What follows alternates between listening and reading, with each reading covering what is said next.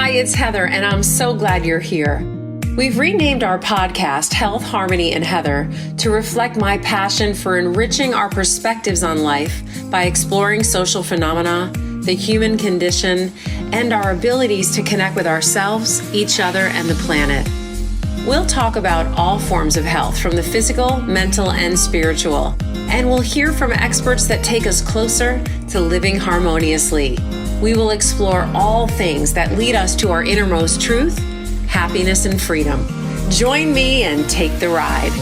My next guest, Dr. Andrea Deerheart, affectionately known as Deerheart, is a deeply compassionate visionary, healer, and advocate for conscious living and dying. As the founder of the HeartWay, a nonprofit foundation dedicated to embracing life by honoring death, she has devoted her life's work to easing the fear, suffering, and isolation that often accompany life's final transitions. Deerheart has become a guiding light for those navigating the complexities of aging, grief, loss, and end-of-life care. Her work, it extends beyond bedside visuals. She's a teacher, storyteller, and advocate, and I am so very pleased to have her with us here today. Deerheart, welcome. Thank you so much. I'm so excited to be here. It's such a joy. You've done so much beautiful work in the world, and thank you. I love conversations.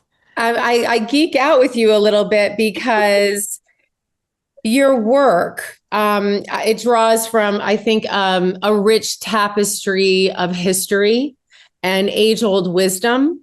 I'm going to jump right in a little bit for our listeners. We're going to talk a lot today about death and dying. We're going to talk, which that means to me, about life. We're going to talk a lot about life today. And there's a book many of you may or may not have heard of called the Tibetan Book of the Dead, which is a book that I have a tiny molecule in common with Deerheart. But it's something that I was really, really intrigued by in my 40s. I had I guess an obsession in a way with death, and I will share our stories a little bit. But it was through my guru, Ram Dass, who I connected with this idea and this need and this almost real need, like almost like an emergency for humans to embrace death. And so I'm gonna start with you, and then I'll share my story a little bit and why I don't know, started to feel like I was a little bit different than other people when it came to death. And you had an experience that it made you really afraid of death. Like you were like straight up afraid of death. And so you kind of looked that fear in the face and you overcame it. So let's just dive right in. Tell us all about you and who you are and how you have become to be such an important light for so many. Thank you, sweetie. The really good news is I'm still figuring it out. Like, I mean, that's just the bottom line truth of it. I'll share what moves through me now. I want to go back to really quickly something you said, if I could. Yes. You talked about, well, death is really about living. It is. Often family members will bring me in to talk to their loved one that's dying because they want to make sure they're at peace, see if there's any fear, and how they can navigate this sacred time of life. And sometimes I'll meet the person that's dying and they'll say, "Oh, I don't want to talk about death." And I say, "Wonderful, either do I." Then I usually get a very dirty look because they know I'm that death person or something. And I say, "No, truly, I want to talk about how you want to live until it's your time to die." Yeah. That's what I'm really interested in. Yeah. Because it is about living until we take the last breath. Then it's another existence. Yes. So thank you. I just, when you said that, it was like, yes, it's all about living. It was a teaching that I got a long time ago that death is the giver of life, not the taker. Exactly. Yes. Yeah, really. So dive us into about you and how this passion of helping individuals through this. There's terms for it. One is called the death doula. You guys, there's like different terms. Obviously, we've all heard of hospice, which was started, I think, in the late 60s, maybe early 60s. And I want to talk a little bit about that and the early foundations and ideals about that and why some rose up against it and where we live today in these ideals, and just really inform people about what their true choices are, dear heart, because I think we're taught this very, I don't know, you could call it mundane, you could call it dark and dismal, but it's like you live and then eventually you're going to die. And it's probably going to be pretty awful. And you're probably going to do it before, and it's going to be really, really sad. And we're just taught all this stuff about death that I don't know, at a very young age, I had an intuition to kind of like raise up against it and be like, I don't think it should be that bad. And I just was never afraid of it, but we'll get into that. So let's get into you. Yeah, and there's lots of choices, and that's the beautiful thing Yeah. to understand. So yeah, you hit it on the nail, Heather. I grew up terrorized of death. First of all, I grew up in a family situation that was laced with a lot of violence, physical and emotional death. So I already was set out to be in fear. And then on top of that, all my loved ones were dying around me of heart disease, and poof, they just disappeared. I wasn't allowed into that conversation at all. The hospitals, I remember even my brother who had an accident was in the hospital. I couldn't go see him. And it was like, oh, this must be really terrible. So it grew dark. It They became really shielded you from it, wouldn't let you complete have any understanding, relationship, or none. proximity to death. So then my little consciousness went, oh my gosh, this is terrible, this is awful, and I became very scared. I used to hide under my covers in my pink red Raggedy Ann room, Raggedy Ann and Raggedy Andy room. Yes, I admit that, and I still have one of my childhood dolls with me. Oh, I love her. I love Raggedy Ann and Raggedy I Andy. did too. Um, so I'd hide. I'd always took my dog because I didn't want to die alone either. And I'd try and pretend under the dark cover what it would be like to die. I wanted to figure this out. I wanted to overcome my fear. Well, maybe I lasted 30 seconds from suffocation and in heat. And well, I don't want anything to do with that. So it just amplified my fear. So I grew up with this fear the best I could. The really good news is it was easy to hide then because nobody was talking about death and Right. everybody was hiding from it. So it grew and grew and grew and it grew into an anxiety where I was afraid of life and death. And I was afraid to do things fun. I didn't want to hurt myself. I didn't want to die. I didn't want to experience that. The blessing is, because there's always the light with the dark, can't Mhm. avoid it, was that it inspired me to start a life of wellness. So I started moving. I started studying nutrition, became a first line therapist in integrative medicine. I started studying psychology, yoga, all these things. Ended up as a yoga instructor, a fitness instructor, nutritionist, and spirituality from all over the world. Then, at about age 26, 27, a dear friend was on the board of directors of a hospice in San Diego County, Elizabeth Hospice. And they were looking for volunteers. And I went, oh, okay. Because I was born, if there's a problem, you try Yes. to go over it, beside, under it, through it. You just keep going the best Right. you can. Just like you said, this isn't right, and I'm going to change it. So that's what I did. And I started volunteering for a hospice. But one little story back when I was a little girl, hiding in my dirty clothes hamper because my brother was getting beaten next to me and I was next, Mm. I got my first spiritual experience. If you were in there with me in the closet, you wouldn't have heard anything, seen anything. I call it downloads because sometimes it's not fireworks or colors or this and this. So this download came through that this wasn't right, that this wasn't right to be so much terror, and that I never wanted to create this experience in life for anybody else. I didn't want to cause that harm ever. So in hindsight, I took my vow of ahimsa at age 6 years old, of never ever wanting to do harm. And that's part of the inspiration of this work. So fast forward back to that first hospice volunteer position. My first patient died in my arms. And with her, when much of my fear, it was not at all like I'd imagined. There was sadness, there was beauty, I can feel it in my bones, and I've tried for over 3 decades to come up with the words to describe it. They don't even come close. But what I can share is I was home. Everything that I knew, everything that I was going to know, everything that brought me into my soul was in that moment. It was home. It Yeah. fit. It was complex. It wasn't this or that. You won't ever see me say good death, bad death, Right. ever, because Right. death has so much, just as Yeah. life does. It's a Yeah. mirror of life. It is I was life. going to say, explain that a little bit. Explain that. Well, it's interesting. It's a little segue, and I'm so happy to do it because what I really call death, I don't say it well. It's not dying well. It's not dying good. It's not dying bad. The best word that I can come up for is grace. Mm. Okay.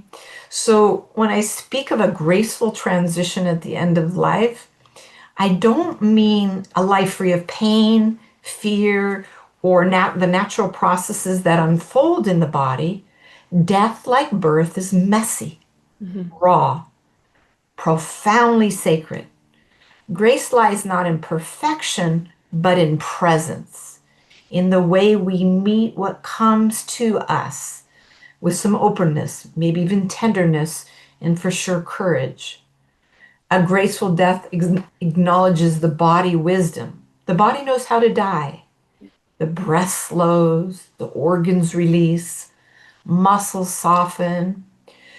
Putrefaction and decomposition are not failures, but part of the natural design. We see it all the time around us in nature, don't we?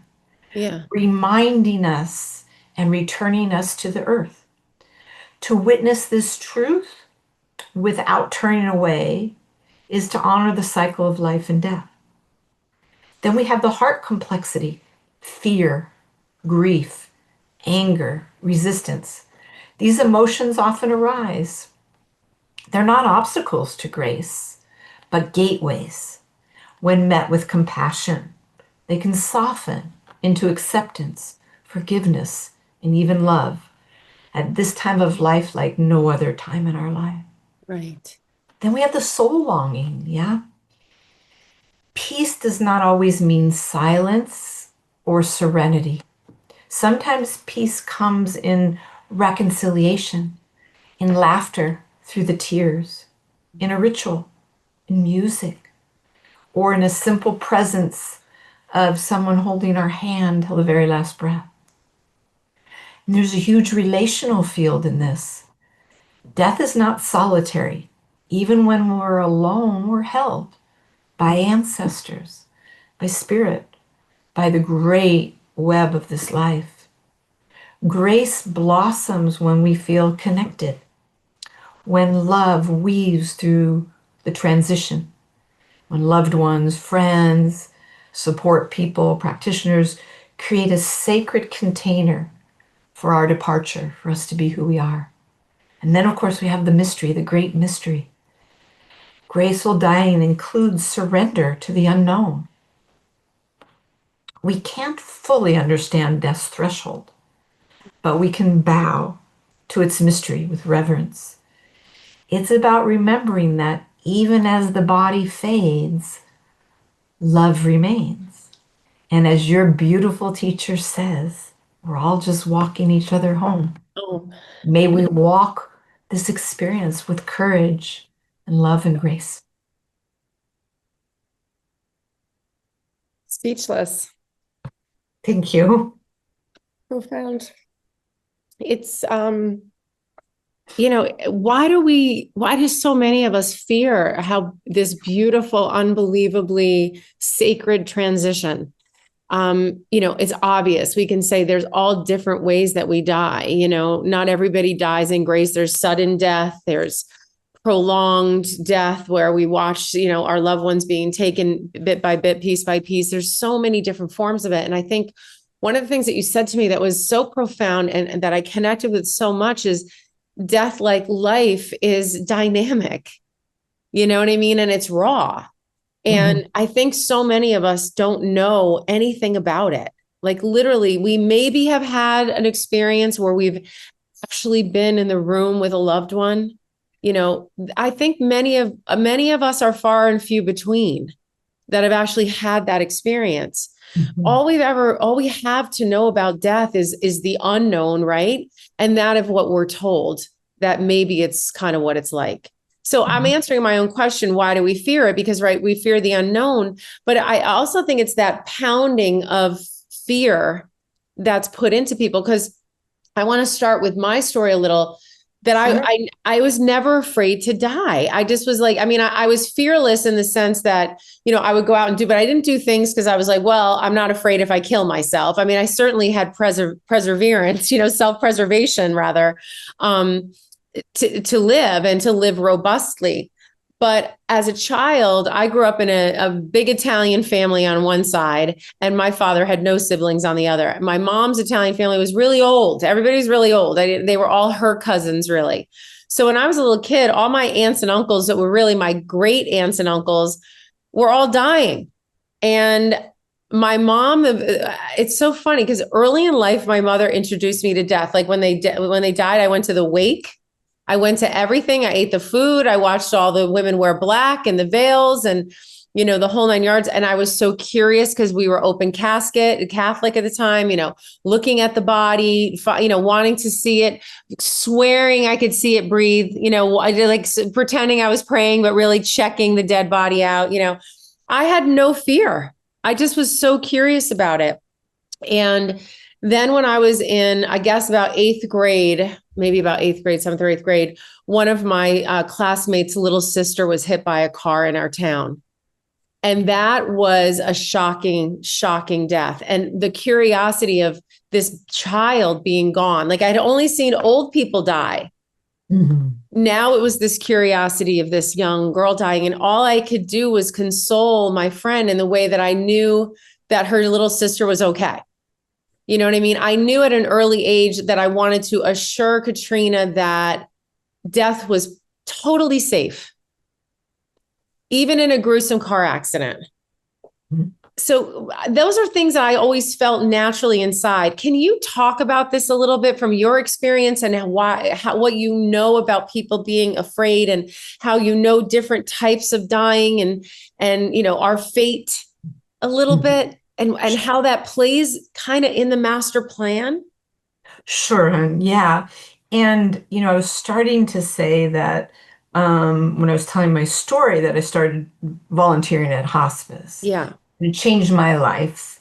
And I knew that this is where I wanted to spend my rest of my life and serve. It was my dharma. My Yes. dharma came knocking at the door, and thank goodness I listened. So I became a hospice social worker. And I did that for many years. And in the mid 90s, when managed care came in and hospice, in my humble opinion, began to sell its soul to Yes. the medicalization of death. Mhm. And I couldn't, it was like, okay, you got to see 11 patients and you have about 40 minutes. It felt like I had to say, could you hurry up and die, please?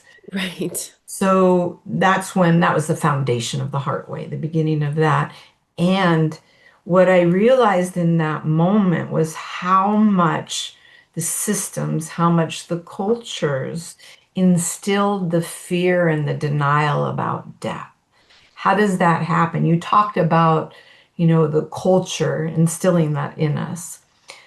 Not only do we not hold death, but when we watch death in the media, in the films, in the video games, it's so not realistic death. So we now have this image of what death is. And usually it's violent, the media is bent on violence, etc. So that starts to tap and build into our fear. And so we're acculturated that way in Western culture. So my studies were in mythology and depth psychology, studying all the ancient myths, religions, literature, all over the world on death, dying, and beyond. Thank goodness. So it continued to expand my perspective There truly are many souls in the world that aren't afraid of death. You're one of them. And it's more rare in Western culture because we're culturated that way. And Right. Judeo Christianity also inspires often that fear. We got that heaven and we got that hell, Hell. right? And so it's drilled on us innate. And I have to say one other thing culturally right now that is creating a lot of dis-ease here. And that is one of the primary myths in Western culture, and that's the anti-aging myth. Oh, yeah. So the billions of dollars that are spent to help us not age. Right. Now, I'm all for beauty, let me tell you. And so has indigenous cultures. So Yes. we go for it. Be your best, however you can be in this world. The challenge is when we're so invested in anti-aging, we're not experiencing aging. And when we're talking about an older death in life, how can we die if we can't age? We have a cosmology. We're born, eventually we're going to die, some young, some old. Right. And there's a physical, emotional, spiritual, existential journey that we take. When we ignore or not engage with those many gifts in our lives, we lose ourselves. We lose ourselves in the trajectory of the cosmology. That adds to fear. That adds to fear. So that's an underlying myth that's profound. And then in the medical field, I want to recommend to the audience, those that haven't, to read or watch Atul Gawande's film, Being Mortal. He Being mortal. He goes inside the medical community. He's a doctor himself from India, practicing here in the United States. Brilliant. And he recognized how poor doctors were talking about death with their families. And I'll tell you, Matt, have time for a little side story with my sister. Yeah. My beautiful sister died of end stage breast cancer at age 49. And that was in 2019. Bless her heart. Sorry for your loss. Every day. Thank you. And she was with an oncologist for a decade. She had breast cancer for 10 years and she was terrorized of death. And her doctor never, ever shared with her that she had a terminal cancer and that one day that her life would end. So she lived in this space of it's going to be okay, it's going to be okay. And that's all right too. I Mhm. walked by her side. I was her power of attorney the whole way. Well, she finally had metastases to the brain and she lost herself in that. Her personality was gone, where the Mets were. The beauty is she became a beautiful little girl. And I remember asking her when I came to pick her up to go for her MRI so we can see what was going on. And we came back and she was sitting there and she looked kind of blissful. But I said to her, I always called her Sissy. Sissy, what is it like to be you right now? And she said to me, I don't know, maybe chill. And I looked at her and I said, is it like being on a really good high? She said, yes. I said, great, enjoy. Yes. She stayed that way. Yes. Fast forward to the hospital because she started doing radiation. And I had a conversation with her doctor and she wanted to do full brain radiation. I said, okay, because my sister would have wanted. Heather, if you're near me at the time, promise me you won't let them do full brain radiation on me. Promise. Thank you very much. But I knew my sister would want it. Yeah. So that was my job to honor Yeah. her. So we Yes. did. She decomposed, ended up in the hospital. Next morning, I stayed the night. It was pre-COVID, so I could do that. Yeah. Here comes the doctor in the evening. They wanted to take a radiation. I said no. And we were sitting on either side of my sister. She did a neuro exam and my sister failed. And then she looked at me and said, we can do this, this, and this. A few days earlier, when I had this conversation with her about palliative care, she said, don't go there. You're way too early. She could Mm. live 2, 3 years on full brain radiation. I don't know what world she's in, but Right. so I wasn't looking forward to this meeting. She's sitting across from me, and I said, Doctor, it's time to let go. It's okay. It's okay. I'm going to take really good care of her. I want her to come home. And the doctor started crying, which is great because now she's in her heart field. Yes. And I said to her, you have this beautiful opportunity with your patients, which she didn't do with my sister. Yeah. You have an opportunity, and this is key, I think, for all of us. You have an opportunity to hold life and the reality of life ending, hope. You can hold hope Mhm. and reality in the same sentence Yes. by letting them know they've got a terminal disease. Drugs are great, and they're coming out with more and more that we can have this longevity. But this gives you an opportunity to live your life as fully as you want. Mhm. Who knows what books will get done, who traveling the world they want, Mhm. changing other lives. But in this time, the immune system will be stronger because they're living more fully and engaged in their true nature. And then I said to her, you know what? Your drugs will work better Right. in these. That's what got her. Work better. And we have Must be opportunity to do our difficult work. for a doctor. I mean, so It like is. their jobs, their oath was to preserve life at any cost, never stop trying to save the life, right? That's kind of their oath. Mhm. And so I think in that very sentence, how can you then train someone, you know what I mean, to accept death? And so That's the point. that right goes into Western medicine and some of the changes we're now seeing in holistic care, holistic medical care. That's Mhm. not just about prevention, but it's about palliative care. It's about pre-care. It's about honest realities because the mindset, wow, it can do amazing things. And I have seen people come back from pretty grave diagnoses to overcome huge things. So I agree with you. I think there's a time when it's time, and there's a beauty in that. I'm the kind of girl that wants to know. I'm good with knowing. Absolutely. I'm not good with the surprises. Doctors, take a guess. Play with me, Heather. How much of their medical education is focused on death? Oh, I would say 0%. You're spot on. Yeah. Maybe an hour to two in integrative medicines uh, Okay. colleges. Yeah. Maybe. So that lies the problem Yeah. there. You're right. The Yeah, education. because I think maybe a little bit more percent might be nutrition, but it's right up there or down Yeah, there with yeah. death and dying in the medical, and that's changing, thank God. And this is why you're seeing now, I'm about to speak next month at a conference in New Orleans on the National Education for Doula Alliance. And the topic is what is the future for end of life doulas, Yeah. basically. Yeah. This is why there's such a boom Mm-hmm. end of life doulas. End of life doula is a death doula, end of life practitioner, a death midwife. There's all these names because it's still finding its way through regulations. But they hold this container because people, pun intended, are dying to learn, dying to get Yes. information. I mean, I guess you could use, I'm a health coach, right? I guess you could be a death coach.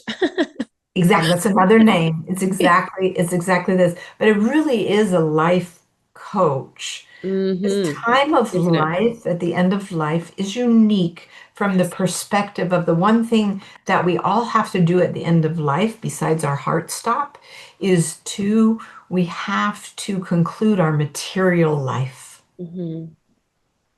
And Mm-hmm. that takes navigation. That takes time.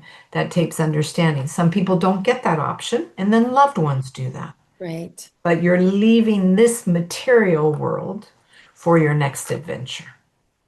Wow, isn't that beautiful? How are the options? I want to talk about the caregivers. You Yeah. know, Oh gosh. Thank you. yeah, I want to talk about the caregivers because, we're now facing more options for someone who is dying to take some of that power into their own hands. That hasn't been the case, and I'm happy to see that it's changing because I certainly believe in it. But in most states and in most places, we are left caring for the aged, the dying. And I say left, and I don't mean that as a bad way. What can we do? How do we do that better? Why do other countries do it so better for our aged? And How do you support those left holding that bag that our society is not really supporting our aging population? It's a huge question, and one that's complicated and extremely simple. It's Leave got it to a woman. it's got both. It's got both. Number one is love. Yeah. Four-letter word, love. Is surrounding these elders with love. And that's what matters at the end of life. Doesn't matter where you are, nursing home, home, on the streets, Okay. love. I promise you. Okay. Promise So you. go visit them, period. Period is one. Now let's talk about something very, very important, and that's the caregivers and how to support them and navigate it. It's critical. So number one, I've cared for many love of my loved ones on my own, and of course, thousands of clients, Yeah. is that it is a very, very difficult job physically, emotionally, materially, Mm-hmm. spiritually. I also think it's one of the greatest honors in this lifetime. Yeah. The greatest honor. Okay. That being said, we all don't have the means and the capacity to do that. So, number one, those of you that have loved ones that you can't care for, I want to absolve you of any guilt. Because all you really have to do is send love and be love with them and do what you can, and that is enough. Okay? Other countries, past times, we've always cared for our ill and dying. Our ancestors did that. They lived in a different time, too. We have different obstacles. Not better, not worse. We have different obstacles. However, our current cultural demeanor in Western culture, especially the US, we're busy, we're busy, we're busy. We're not loving enough. Mm-hmm. We don't have the time. And that to me is just pure sadness. Yeah. That's just the structure. Now, I'm a person when I see a structure that's hurting, okay. So we live in a square. I don't like living in a square personally, but I'm choosing to live in the square. I'm choosing to live here. So I've got to take my responsibility. So what I do is I round the corners out. I go into the corners and round them. In other words, I make the systems work for me the best I can. Mm-hmm. So, concrete for caregivers, here's how you do it. Number one, reach out for an end of life doula. You can reach out to the HeartWay. We're a nonprofit. We don't charge for services, and we'll weave you and navigate you to resources. I have ELPs all over the country. Number one, get help, not just from us. Get Good help. support. Get Yeah. support. You can't do it alone. Get with someone that knows how to navigate this time of life. I've got a lovely gentleman client I'm working with. He's in a nursing home. His son's doing the primary care. He's got two elder parents, three with Mm-hmm. his wife, three elder parents that they're caring for, and he's beside himself. Okay. So I stepped in with one of my interns. We navigated what the challenges were, what he was concerned with. He didn't have time to visit. So he's getting a visit twice a week. We're navigating through the medical aspects. We're navigating through the legal aspects with him. So he's not doing it alone. We need each other. That's Ram Dass's walking each other Yeah. home. End of story. So one, find your resources. Many you won't have to pay for. Find your resources. Someone that understands this time of life and the journey and how to set you up for success. Because it's a physical process, it's an emotional process, and it's a spiritual process. So caregivers, it's finding the resources, giving yourself permission, knowing that love matters more than anything because that heals so much. And there's Definitely. lots of resources out there. I hope that's helpful. Oh my God, it was beyond helpful. And I just want to go back to you for a second and your resources, because You provide end of life care, end of life advocacy and planning, grief counseling, personal education, healing meditations, ceremonies, funerals, memorial services. I mean, I can go on, and that's a non-for-profit. So I think the biggest message, if you leave with anything, aside from trying to nip fear in the butt a little bit, is that you're not alone. That you are not alone. And I think so many people feel like that they are. And like when one of you or one of your trainees is in a home working with a dying person and their family, like it does feel like a dual mission, right? You're there for the dying person, but you're also there for the family member. And that's okay. You know what I mean? I think people think that they have to be like armor when someone else is dying. So talk a little bit about that. Yeah, we train end of life doulas, so you're welcome to come and check out our education program. It's a year-long program. But what I tell my students is your client is everybody in the circle. So yes, somebody's dying in the circle. And I have clients for years sometimes. So it's Yeah. walking through the whole process of whatever disease process they're working with. But every person in their circle of love is a client.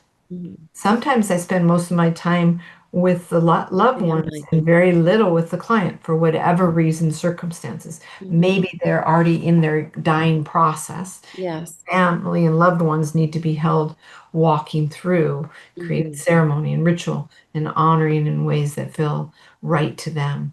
So, yes, it's not a dual purpose, it is a purpose of loving somebody through at the end of life and their loved ones. Yeah.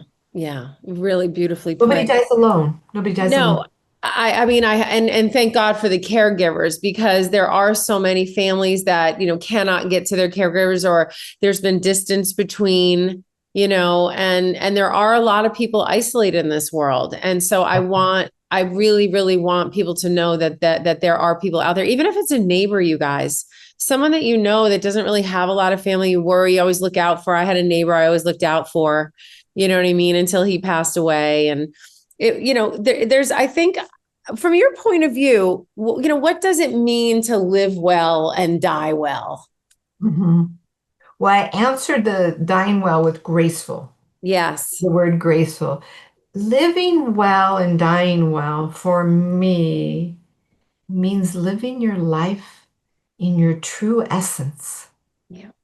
And it's going to be, we always want to lump everybody together. And that's how we get in trouble with gender and religion and race, Yeah. that everybody's got one, is living your truth, sometimes truth, plural, but living that.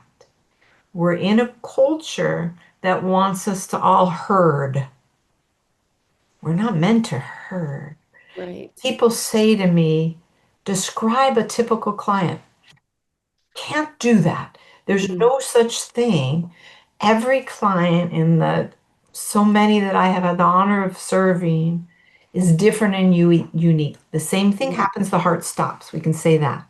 And there's processes in the dying that are similar, but still, it's unique. And as soon as we embrace that in ourselves, whatever that uniqueness is, we're home.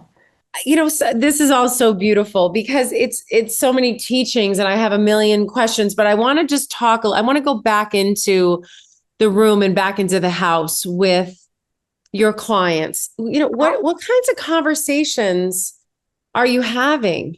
What, I mean, you can't define one. All are bio individual, all are different, but I'm sure there's a way you can kind of start to bucket your the existence and the end of life. And what are some of the conversations that you find you have, or maybe even some that moved you so greatly? Like, just share whatever you think is important for us to hear about what's happening in this space. So you're right. There's a gazillion conversations. A theme would be for some that have held fear is, what's going to happen? Mhm. What's this dying process like? Mhm. Okay, that would be a theme. And the response is different depending on the individual that I'm with. Mm-hmm. Or I can create a scenario where the discussion goes into having them describe what they're fearful of. Right. Okay. Can you guess what the number one thing people are fearful of at the end of life? Pain. Yes. That's my favorite response because it's the easiest answer.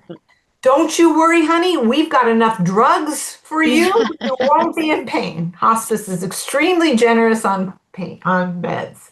Some people want to be alert, though. Yes. That's a different story. And then we have Yes. practices like Yoga Nidra and guided meditations and music and candles and love and Reiki and all kinds of things to bring that energy down into peace. But mostly, number one is pain. Yes. So pain is not a problem at the end of life if you have the availability of medications. The other second interest for people at the end of life is their loved ones. Yes. This, for me, is when we see the best of humanity at the end of life. They're caring for each other. Can you imagine if that was the theme every day? And Every day. may it be so. May it be so. May it be so. So they're fearful of their loved ones. So this is when I navigate the conversation, understanding what they're fearful of, and then I have loved ones come in and let them know they're going to be okay. Yeah. You taught them well. Right. They've learned well, and you're never going to be far from their hearts. Right. You can go in peace. Tell you a little insight, and I think anybody that in my field would say this, is when someone's in their last hours of life and a loved one says to them, I'm okay, Yes. you're okay. You can go whenever you're ready. Sometimes it's to meet a loved one, sometimes it's to meet their God, whatever is appropriate navigation of that field. They'll die within seconds. Yeah. Yeah. Okay. So we're waiting for that. Any mama and papa out there in the world wants to know their kids are going to be okay. Yes. Young, I said that to my sister. She had two young kids when she died. I let her know they were going to be okay. And they're doing awesome. So that's another thing that comes up very much at the end of life. Then there's terror and fear comes up with people that have things to still reconcile or Yes. feel guilty of or shameful of. And just having this conversation, we navigate it.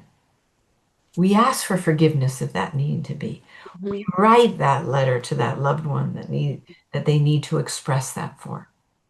So what this all does for me in life, and may I share it with all of you, is when you can, stay clear with yourself. Sometimes I'll be in my life and something will pop up from years past that I didn't reconcile, or I feel a little guilty about something. I close that book, that chapter. Either it's forgiveness for other or myself, Mhm. or I write that love letter. I love love letters. I write that love letter and I find a way to find forgiveness and healing. Sometimes I get a chance to do it with the person. I just did it. When we Yeah. stay on top of those things in our life, when it comes to the end of life, we're going to be able to let go with much more ease. Yeah. That's for sure with the thousands that I've held, that it is for sure those who have attempted, it's not about being perfect. Get over that, a silly human No being. such thing. It's about being present and conscious in our life when we can. Yeah. I've been unconscious many times. Mhm. So those are some of the things that I think are the most valuable and come up over and over and over again at the end of life. And the conversations, Heather, are just so expansive. Yeah. Those are some themes. Yeah. Is that I what can you're hoping imagine it's for? yeah, I mean it's unbelievably beautiful. There's so many things I have to say. One of them I want to go right to your book Elli's Ride. Oh, because I think it's a nice segue to talk about when someone very close to you is passing. So tell us briefly about this, where it's available for purchase, because it's just a really great book for people to tap into. But this is coming from someone who's like the expert, you know what I mean? But like, there's no such thing, the heart center, emotions, loss, the finality. I don't like to use that word about death because I don't feel that way about it. But for so many, it's the finality of being able to see a loved one again, to touch them, to be near them. I always say you have to love to learn them different, learn to love them differently. But they're always there. And, so I think Elli's Ride is a good way for you to share how you can pass through that pain when there's not a whole lot you can do other than hold them in love. oh, beautiful things. Heather, I want to recruit you. I want you to come work with me at the HeartWay. You got this. Well, You there's do that. something in it. There's for sure. I mean, I think it's a calling at some point. Beautiful. And I so appreciate your work, and just bringing it to the forefront, because we have to talk more and more about it, and we have to be, there's so many different ways, and there's so people just, I mean, what breaks my heart more than anything, and was someone doesn't recover after someone's gone. Like someone dies and they can't live without them. They literally can't live without them. You know Mhm. what I mean? And that breaks my heart. But then on the other part, I always say, it is not, that's not my life. I am not God. I would like to be more like Buddha, letting the chaos and the pain and the hurt go on, and you sit in some sort of beautiful euphoria of peace, because that's exactly the way it's meant to be. Yeah, You beautiful. And know. it's a good segue to Ellie's Ride. Ellie's Ride is a book I wrote about an 11-year-old little girl that died in my life. She was my daughter's best friend. She was an Iranian girl, and she died of osteosarcoma cancer, which is a rare bone cancer at the age of 11. And all children that go through any disease process, all children are in general, but especially if they go through a disease process, whether they live and die, are wise beyond their years and their Yes. old souls and great teachers. And Ellie was as well, too. So I was so inspired by her and her story, I decided to write a book. So I wrote an imaginal biography. And the story of Ellie's Ride is about her dying process and then after her death. I'm writing it, Ellie's channeling through me in this book. And um, in her dying process, which I describe at detail, she's speaking to her mother, who she calls Madar, which is mother in Farsi. And she says that she will write her from wherever she is and put these love letters in her heart pocket. So that's the theme of it. And after she dies, or on her dying process, she moves through the clouds. This is the other thing that happens at the end of life. We travel. Mhm. We travel beyond ordinary consciousness, and you'll see family members, loved ones talk about, oh, mom's in the room, or dad's waiting over there for me, Yeah. fishing. Um, so they're traveling. So that's what Ellie did in this book is she traveled. Each travel starts as I lie dying, Madar. And then she writes a love letter to her mom. She travels through the garden in her first, I'm a mythologist, so sorry. She travels through the garden, and Ellie takes on women's rights in the garden and what the garden really meant to herself. This was great because I got to play. Yes. Then she travels to the Via Dolorosa and walks with Christ to his passion and tells that story through Mary Magdalena's eyes and Mother Mary's eyes. And then she travels, but in the clouds, she travels with Nazijan. As she was dying, she floats into the clouds, and she noticed that the stars were all elephant eyes, and elephant was her totem in her life. And she met Najijan, which was this big, multi-headed, multi-tusked elephant based on Hindu mythology, Arvata. And Najijan's her psychopomp that carries her wisdom teacher through all these realms. So she rides on Najijan and in Najijan.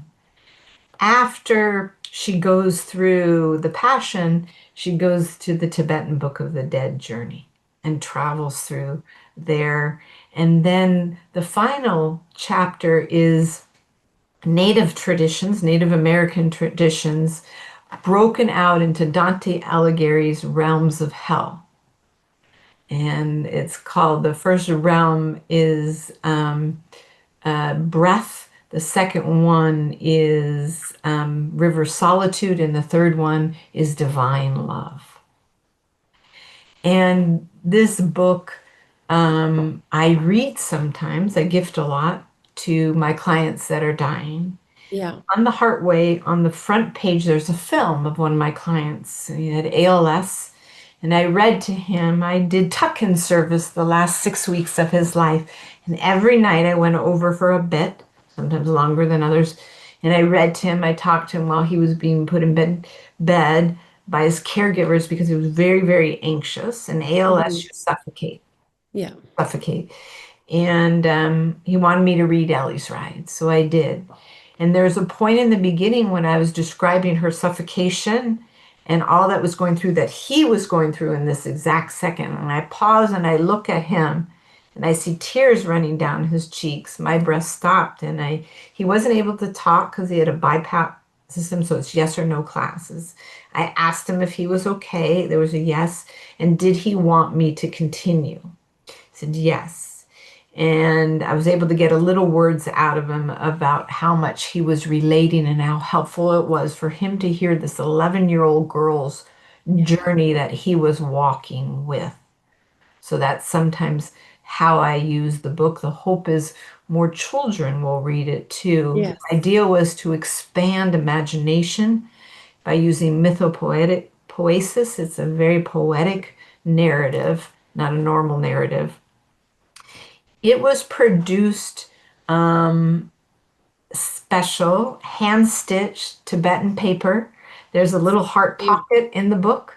So Beautiful. it will get to Amazon. It's not there yet. If somebody's interested in it, they can go to the HeartWay. It was originally done to support our nonprofit and Yes. our founding a fundraiser in 2015. Which is just a reason alone why to buy it. But inside that beautiful cover and all that beautiful love is a lot of beautiful wisdom from a young girl who was taken from us too soon. However, I believe that that was her destiny to help us all become better people. And she would want that with every ounce of her beautiful being. And she's with me So every day. just beautiful. They are always with us every day. We have to certainly hold on to that, because if you can't hold on to that, then you really are missing the point, right? Mhm. Because you talk about realms and I know a lot of people are like, oh, this guru new age shit, whatever, but like the bottom line I always say about it is it's history. It's historical, it's biblical, it's from the Greek gods. I mean, this stuff has been going on from before the beginning of time. So if the naysayers just actually look into history and I think maybe open up their hearts a Mhm. little bit to that, all these different realms of realities or spheres of consciousness that we can even create in the life that we're in right now through meditation and things like that. Yeah. I'd love to address the woo-woo Please. because there is so many beautiful teachers and mediums and channelers and people that work into different realms. I want people to know that there doesn't have to be fireworks, stars and bangles. It might be a thought. It might be a feeling. It might be, I'll give you an example. So you drive, most people drive or get from A to point B. Have you ever driven your car and gotten from point A to B and you forgot, well, how did I get there? I don't remember getting there. You're Yeah. in a different state of consciousness in that moment. It's that normal. It's Yeah. that part of life. Yeah. So you may find your own words and expression. And even if you have a faith or belief that nothing happens after we die, that's okay. That's a belief. Mhm. So, most important, as the Yellow Brick Road teaches us, be your true self Yeah. and staying open to possibilities and assumption allows us to live even more fully in our being. So Yeah. that's my invitation. I love it. You know who I think of when you talk about that, that comes to my mind is Bill Maher, right? I love Bill Maher. How can you not love Bill Maher? And he's as like, real as they come. He's like, that's a load of crap. Like, forget God, forget Jesus, forget it all. And it'll be really interesting because I know that I just believe in my heart, he's going to have one of the most graceful deaths because because he's smart enough and he's in touch enough that he's going to see the real light. And I think it happens like that for so many. You know It what I mean? does. It's really, really in the final hours that everything becomes clear. Mhm. The mind is like water when it is still, it is clear. And in those times of death and dying, in those silent times of contemplation, I think a lot of opportunity for that can happen. I Mhm. have to say, it's so sad for me to have to end this podcast because I could go on forever. And it's so funny because some people be like, this is the saddest conversation, but I cried in this conversation out of love and beauty and Mhm. grace and empathy. Those were my tears because that's how I see the world. You know what I mean? And so I try to live it that way. I hope people that are listening to this really dig in if you're curious, read, find the books, go to the HeartWay for sure if you're looking for help, and I'm going to turn it over to Deerheart so that she can, tell us all where to find her and all of her resources and everything. And I just want to ask you if you could leave us with what you've learned about your experience with death and dying and anything maybe that you can leave people with that might change their attitudes. You don't have to convince me. I'm already on your team. But I learned so much today there are things that I want to apply in my own life with my own loved ones. You know what I mean? And so it's just such amazing wisdom. And I like that idea that you said about that energy down into peace. And I think that's a really beautiful way to look at people that have long-term illnesses that are dealing with things like dementia and all that kind of stuff, where we can use medical professionals and certainly people like you. We are not alone. I just want to keep reminding everybody that. And death is the giver of life. Don't forget it. She's as beautiful as the sun is rising. I know that our journeys through our next passage of the life are just as beautiful. And I want to remind everybody of one more thing, which may actually trigger you to say something. We are meant to be here. We are meant to be living this life, experiencing this human experience. And it gets hard and it gets tough. And it's really, really hard and challenging sometimes to handle all of the curveballs that life throws our way. But if you think about the fact that every curveball that's thrown at you is something that you're meant to come into, it's a challenge, then you can look at life as a challenge that you can overcome. And I've worked for celebrities for several years, so I was always under the guise that the sky was falling and never fell, never fell. Take it a little bit slow. Those are my kind of advice on, you know what I mean? And open your heart, definitely open your heart. But I'm going to now turn it to you to just leave us with any imparted wisdom and then where we can find you. And you must please come back again because I didn't even get it to tap in. I mean, she's as high as they come for a yoga instructor, yoga teacher. You can't even get it. She's like she's got gold bars on her chest for yoga and everything else. I mean, there's so much wellness and healing and beautiful spirituality that we can tap into through you, Deerheart. So, and I'm going to do that. But right now, I'm going to leave you to, no pun intended, the end. Uh, Thank you. I want to say one thing about what you shared, and then I'll move to what you're wanting is that, those curve balls, I call them gifts that are sometimes wrapped in poo. Yes. It comes from one of my clients because I used to say to her, the gift wrapped in shit. She'd go, the gift wrapped in poo. So yeah, they're our teachers. They're our guides. They're our gurus. And that's what death is, our guru. Death teaches us about life. Personally, I'm sitting here with you because death has shown me the way, has taught me to live my life fully. I also know it's going to end. Every day I ask myself, is this a good day to die? If it's no, I've got something unfinished that I want to work with. When Mm. it's yes, it's radiating. So death is our teacher. Death inspires life. And if you're living as if it's the last day. You're present in life. And that's what life's for. And yes, life has all those poo and curveballs and all of that. We would never understand the sweetness without it. Mm. I know. We'd like to have one without the other. It's just impossible. So the more that we weave, build that tapestry and dance, we're doing all that we can. And that is enough, my friends. That is enough. I can be more grateful that death has shown me the way and have so much more to learn. I'd love to connect with all of you. I do want you to absolutely know you're not alone. I love hugs and giving out. You can find me at home always at the HeartWay. You can just Google it and you'll get there and you can get to me, and I'd be honored to help you. We have tons of free resources on the website. We have tons of programs, from a death cafe to a Yoga Nidra every month that you can join no charge. We are a nonprofit. And if you're touched and you have the means and you can share resources, we absolutely welcome it with grace and gratitude.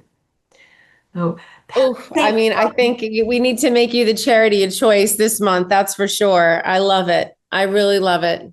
Thank you so much. Beautifully spoken and so eloquently put. And you know, I don't even know what to say other than thank you for showing us the way. Really. Thank you for showing us the way. Your beauty and sweetness and honesty and passion. I just love you. I love you back so much. Well, Deerheart, I could again keep you here forever, but I'm going to let you go. And I want you guys to know the HeartWay is the place to go. You're not alone. Deerheart is there, and there's a million resources, and I promise to have her back.